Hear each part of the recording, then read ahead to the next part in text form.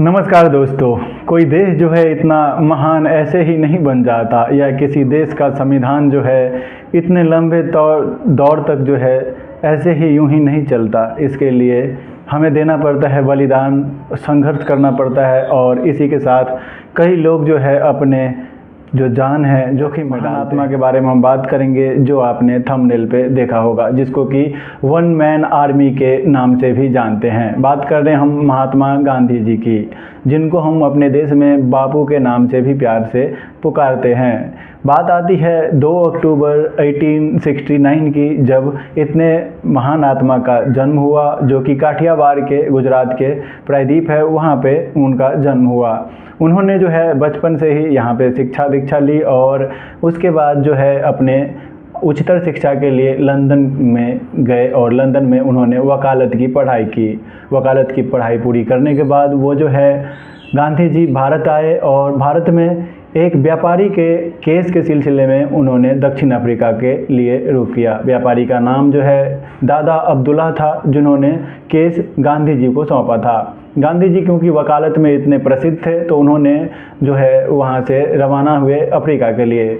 Africa में जाते ही गांधी जी ने उस केस को सोल्व किया, और जो व्यापारी का केस था वो वहाँ पे सोल्व करने की प्रयास में ही थे। तत्काल में उन्होंने देखा कि तब भारत के जो मज़दूर वहाँ पे काम करने गए थे, भारतीय मज़दूर जो वहाँ पे श्रमिक के रूप में गए थे गन्ने के खेत में काम करने के लिए। गन्ने की खेती जो वहाँ पे है ज़ोरों शोरों से होती थी उस समय, और बात है 1894 की, जब गांधी जी वहाँ पे यह सब देख रहे थे। उन्होंने देखा भारत जो है, भारत के मज़दूर जो है वो वहाँ पे बहुत ही बुरे हाल में हैं। इतने बुरे कि उनको रहने के लिए कोई व्यवस्था नहीं थी, ना ही उनको कोई अच्छा वेतनमान दिया जाता था, ना ही उनको काम का कोई टाइम पीरियड फिक्स था। माने कि 9-8 घंटा या 10 घंटा कितने काम करेंगे, इसकी कोई व्यवस्था नहीं थी। वहाँ के गोरे सरकार के द्वारा जो है भारतीयों के साथ बहुत ही भेदभावपूर्ण व्यवहार किया जाता था। और जब गांधी जी को पता चला यह सब, तब गांधी जी तत्काल प्रभाव में आके वहाँ पे वादा किया कि हम यहाँ पे जब तक रुकेंगे तब तक कि भारतीयों का ये, मज़दूरों का ये जो प्रॉब्लम है वह समाधान न हो जाए। और इस समाधान के लिए गांधी जी ने वहाँ पे कई तरीके का जो है रुख अपनाया, और कई तरीके से वहाँ पे आंदोलन किया। पहले नंबर पे आते हैं, जो हम जानते हैं वहाँ पे किस तरीके का मज़दूर था। देखो, अफ्रीका की बात करें तो अफ्रीका में हम 3 तरीके से जान सकते हैं कि वहाँ पे भारतीय मज़दूर थे। पहला मज़दूर जो वर्ग है उसमें हम दक्षिण भारत के लोगों को रख सकते हैं। एक्चुअली दक्षिण भारत से जो है गन्ने की खेती के लिए उसी टाइम मज़दूर बना के लिए गया था। 1860 की बात है लगभग, जब गन्ने के खेत में काम करने के लिए अनुबंध के रूप में, अनुबंध वह होता है जो कि किसी व्यक्ति को एक टाइम पीरियड में, मतलब एक 5 साल या 10 साल के लिए काम के लिए अनुबंधित किया जाता है। आज भी आप देखते हैं कि कई तरीके का काम एग्रीमेंट बेस पे होता है। उस टाइम भी एग्रीमेंट बेस की तरह मज़दूरों को बना के ले गया था, बंधुआ मज़दूर, और वहाँ पे काम कराया जाता। बात करें दूसरे स्टेट की, दूसरे वर्ग की, तो दूसरे वर्ग में वे मज़दूर थे जो कि मुसलमान थे। और मुसलमान मेनन जो भारत से मज़दूर बना के लिए गए थे, उनको भी गन्ने के खेतों में, खदानों में और फैक्ट्रियों में काम करने के लिए ले जाया गया था। और तीसरे वर्ग में हम उस श्रमिक को रख सकते हैं जिन्होंने वहाँ पे काम पूरा कर लिया था, मतलब जो उनका टाइम पीरियड था अनुबंध का, एग्रीमेंट का, वह पूरा होने के बाद भी वहाँ पे वह रुकने को मजबूर थे। क्योंकि जो भारतीयों का पासपोर्ट था, जो डॉक्यूमेंट था, वह अंग्रेज़ अधिकारी उनसे छीन लेते थे या रख लेते थे अपने पास। जो बागान के मालिक थे अफ्रीका के, वह सब रख लेते थे और उनको आने नहीं देते थे, या फिर उनको छलपूर्वक नया एक एग्रीमेंट तैयार कर लिया जाता था और अंगूठा ले लिया जाता था। इस तरीके का भारतीय का हाल था अफ्रीका में। गांधी जी को यह सब पता चला। 1906 की बात है, जब गांधी जी ने यह सब पे अपना प्रण लिया और इस सब के लिए अपना कदम बढ़ाया। गांधी जी शुरुआती में संघर्ष के उदारवादी रुख अपनाया, और वह जो है अंग्रेज़ अधिकारियों को पत्राचार के द्वारा इन सब से अवगत कराया। लेकिन अंग्रेज़ अधिकारी जो है उनको कुछ उससे पल्ले नहीं पड़े, या फिर उनके कानों पे कोई जू नहीं रेंगी, उनको कोई फ़र्क नहीं पड़ा इससे। तो फिर गांधी जी ने अपना दूसरा तरीका भी अख्तियार किया, और दूसरे तरीके में उन्होंने अहिंसा के द्वारा, अहिंसात्मक रूप से वहाँ पे आंदोलन करने का प्रण लिया और उनको उन्होंने सत्याग्रह का नाम दिया। सत्याग्रह का शुरुआत ही दक्षिण अफ्रीका से ही होता है। और एक बात वहाँ पे और भी जानने लायक है कि जो अंग्रेज अधिकारी जो थे वहाँ पे, गोरे सरकार बोल सकते हैं उसको, गोरे सरकार के द्वारा ऐसा भेदभावपूर्ण कानून बनाया गया था वहाँ पे कि जो काले लोग हैं और जो भारतीय है, काले लोग का मतलब जो अफ्रीका के मूल निवासी थे वहाँ पे, वो काले ही हुआ करते हैं, अभी भी होते हैं ऐसे ही। तो वहाँ पे कानून ऐसा बनाया गया कि जो काले हैं और जो भारतीय है उन सबको जो है रात के 9 बजे के बाद घर से नहीं निकलना पड़ेगा, मतलब या फिर नहीं निकला जाएगा। और अगर निकलेगा ऐसे ही कोई तो उसको कानूनी रूप से जेल में डाल दिया जाएगा या फिर उस पर अत्याचार किया जाएगा। ऐसा बर्बरपूर्ण कानून के बारे में गांधी जी नहीं रुक सके और जानते ही इन सब का विरोध प्रदर्शन किया। 1906 में गांधी जी ने शुरुआती में तो अच्छा रुख अपनाया, जबकि अंग्रेज़ों को समझाने बुझाने का प्रयास किया, लेकिन अंग्रेज़ इससे कुछ भी हिले डुले नहीं। गांधी जी जब इस सब के बारे में प्रयास कर रहे थे, बात आती है तभी 1906 से 1914 के पीरियड का, जब गांधी जी जो है वहाँ पे संघर्ष कर रहे थे।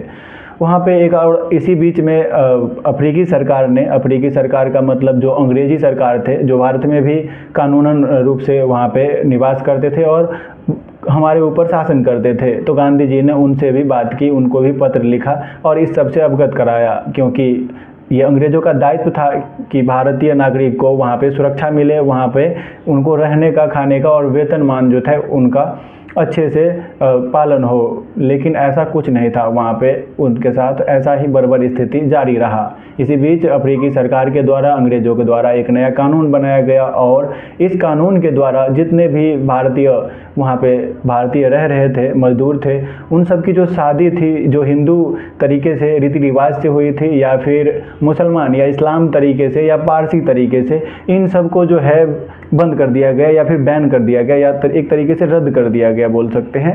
और इन सब शादियों को रद्द करने का कारण एक ही था कि वह सब शादी जो है ईसाई तरीके से नहीं हुआ है, ईसाई तरीके से नहीं हुआ शादी को वहाँ पे अमान्य कर दिया गया। और जैसे यह बात पता चला मज़दूरों को तो उनको आघात लगा। उन्होंने सोचा कि हमारे ये धार्मिक जो रीति नियम है, नीति है, उन सब के खिलाफ ये जो है अंग्रेज़ों का बड़ा ही बर्बरपूर्ण नीति है।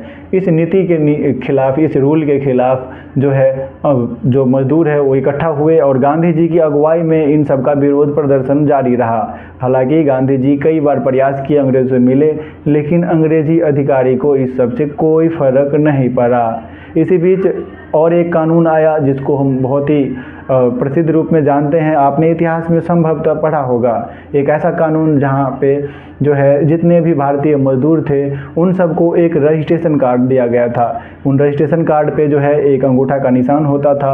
अंग्रेज अधिकारियों ने ऐसा कंपलसरी कर दिया कि जितने भी भारतीय मजदूर हैं उन सबको वह रजिस्ट्रेशन कार्ड, जो ये पंजीकरण प्रमाण पत्र हम बोलते हैं, वह जो है हमेशा साथ रखना होगा। आप खुद सोचिए कि क्या एक कार्ड को, रजिस्ट्रेशन कार्ड को हमेशा साथ रखना कितना मतलब हो सकता है ये कठिन। आप भी आधार कार्ड अभी नहीं रखते होंगे, ऐसा हो सकता है कि आप पर्स में रखते हों, लेकिन हमेशा तो हम नहीं रख सकते हैं, क्योंकि हमेशा कैसे रखेंगे।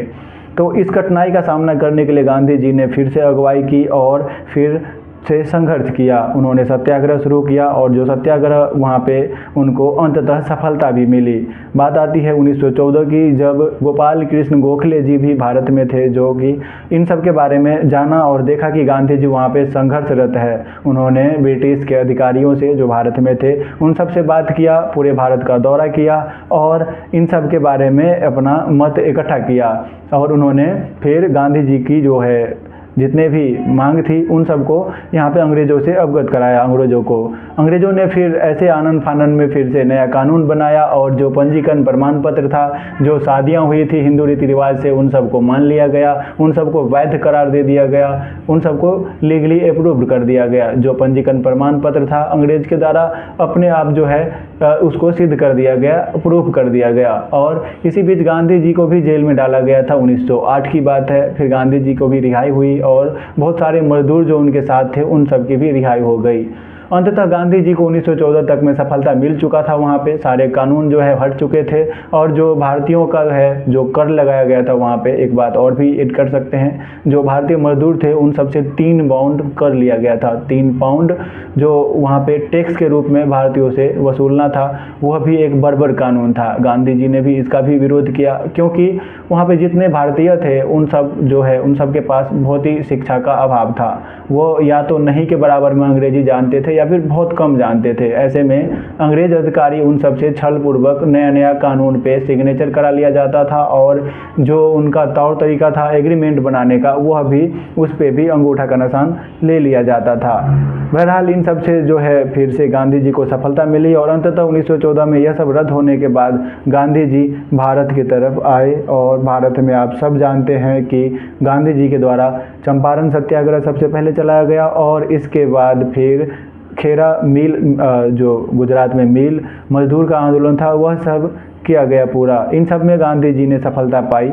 आगे हम बात करेंगे भारत कब आए गांधी जी, 1915 में, और गांधी जी के द्वारा कैसे चंपारण में सत्याग्रह किया गया। आज के लिए बस इतना ही। अफ्रीका के बारे में और मजदूरों के बारे में आपको जान के कैसा लगा, आप मुझे कमेंट करके बताइए। मैंने प्रयास किया था पढ़ने के बाद यह सब आपको बताने का, और यह सब जान के आपको कैसा लगा। मिलेंगे हम दूसरे वीडियो में, तब तक के लिए जय हिंद, नमस्कार। मेरा नाम है प्रेम।